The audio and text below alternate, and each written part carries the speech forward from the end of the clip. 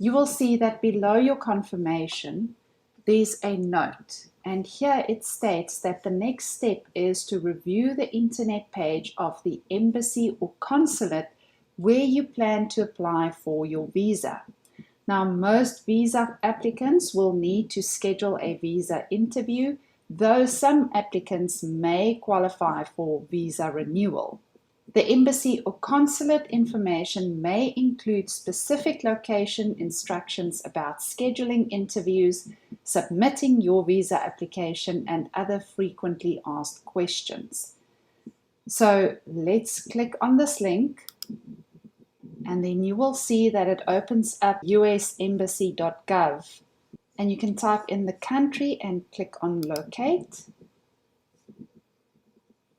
And here it will provide you with all the embassies and consulates that you can attend. Now, this is something that you actually need to do beforehand, because on your application, you need to indicate already which consulate you are going to be doing your interview with.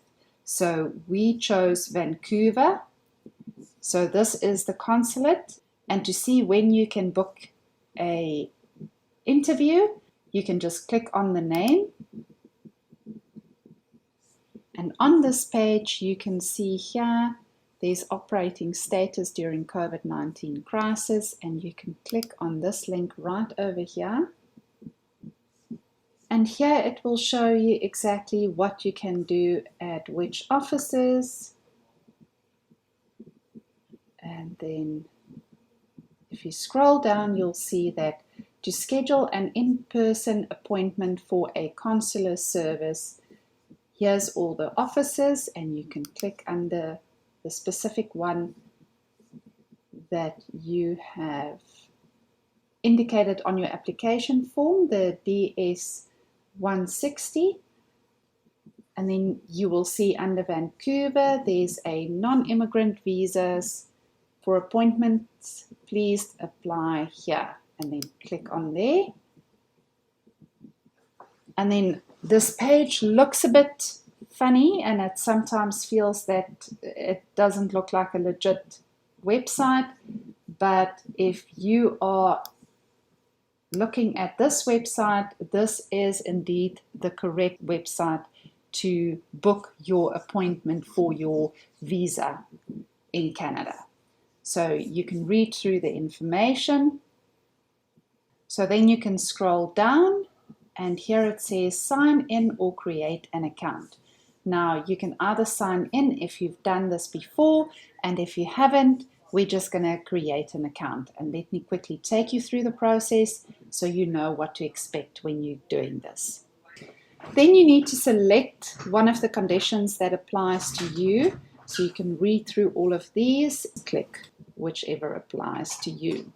And then once you've done your selection, click on continue, and then scroll down again, and you'll see that they want all your names as per your passport, your surname or last name, your email address, your email confirmation, a password, and your password confirmation. And then you can read through the terms and conditions. Otherwise, you can just say, I agree. And then you can put in your mobile country code as well as your mobile number, as well as I have read and understood. And then click on create account. They state you have created an account for the following email address, and they provide your email address. And then to activate your account, you need to follow the instructions provided in the email that was sent to the above address. And if you did not receive the email, please check your spam folder. You may also try resending the email by clicking here, or if the email address above is incorrect, update the email address here. So now you need to go and check your email account and just action whatever they require from you there. So once you've clicked on the link in your email that you receive, you will see that it states you have successfully activated your account. You can now proceed to add applicants and schedule visa interview appointments. So you can click on continue.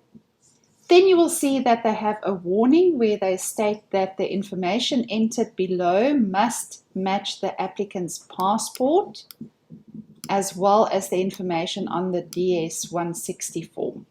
Any discrepancies will result in delays in the return of the applicant's documents. If you are completing the information below on behalf of a child, please make sure that you enter the child's information and not the parents'.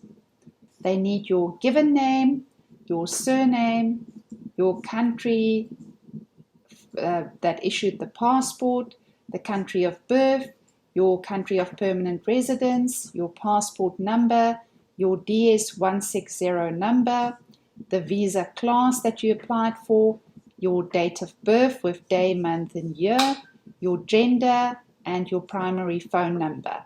And then once you've completed all of that, you can click on I agree to the terms and conditions, and it will ask you again for your mobile country code as well as your mobile phone and email address.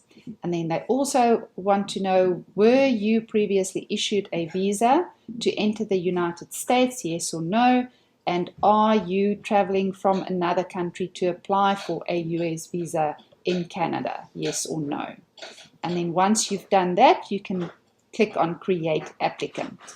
They will provide your basic information here just to make sure that it is all correct. And if you're happy with everything, you can click on yes. If you're not, click on no. And if you click yes, they say check all statements that apply. Basically, statements that's correct, you can click on confirm. And then they ask, do you want to add another applicant? So if you are applying for your whole family and you have the kids or anybody else that you're applying for, you can just indicate yes, otherwise no. I am applying for the kids as well, so I'm going to say yes. And then they're going to give you this warning again, and then you need to provide all the same information as you did before for the next person. And once you've completed all of the information, you can create applicant. And then again, you will get the page to just make sure that all the information is correct. And if you're happy with all the information, you can click on yes. And then you're going to get the page for checking the statements again. So just check on the ones that is correct and leave the other ones out, and then click on confirm. Once you've completed the information for the second applicant, you will get this page where they state, are all the applicants in this group members of the same family? And you can say yes or no. So in our case it is, and I'm going to indicate yes, and then create applicant. And then if you have another applicant, you can create their profile here as well by saying yes. Otherwise, if this is the last one, you can just indicate no. Then there's the courier details. Here you have the application information, the courier section, payment, schedule, and instructions, steps that we still need to do. Now here they state that in your fee already is delivery to a pickup location where you can collect your passport after you have received the email to do so. This section indicates that you can pay an additional fee and then have it couriered to your home or business. So if you scroll down, you'll see that you can select the province in the drop down, and then also the branch where you will be collecting. Now remember, this is included in your fee. Then here the courier clerk will release the documents only if the ID presented by the person picking up the document matches the information entered below. So make sure that you have the correct information listed here for the person that's collecting, and if you're sure that everything is correct, you can click on continue. Now you're at the payment section, and here they will provide you a list of all the names that you have applied for, the date of birth, nationality, DS-160 info, the visa class you've applied for, and the amount due. And on the right hand side you'll see that first available appointments in all the cities. And then when you process the payment, you'll get this pop up, and you just need to check there that you are paying and it's non-refundable, and click on continue. And there you go. It provides your card details with the amount that you are going to be charged in USD. And once you are happy with all the information, you can click on continue. Now the last step is just to schedule your appointment. And they say please select the consular section location where you will apply, and it has to be the same as on your DS-160 form that you've completed. So you can select your location, confirm that that is the address, and then you need to do your date of appointment. Currently you are looking at a year and a half in advance, so you can scroll through, and as soon as you see an opening you can take it. Here the first one was only in September 2024, and you can select the first one and then select the time of your appointment. And once that's done, you can click on schedule appointment. Then you will see they state you have successfully scheduled your visa appointment. Standard return service of your visa application documents is included at no extra charge. And then they offer the premium delivery service at an extra fee, and you can either say learn more or no thanks. Then on the next page you'll find your instructions for the applicant's name and then all of the details of that applicant. So they'll give you the applicant's name again, the visa class, the DS-160 number, the passport number, the DS-160 barcode, as well as a barcode for the passport. They will proceed with more information at the bottom, which also includes your visa issuance fee, as well as the document return. So they provide your delivery type. This is a point of sale delivery, so you will be picking it up, and the delivery address where you will be picking it up. And that is it. Thank you so much for watching.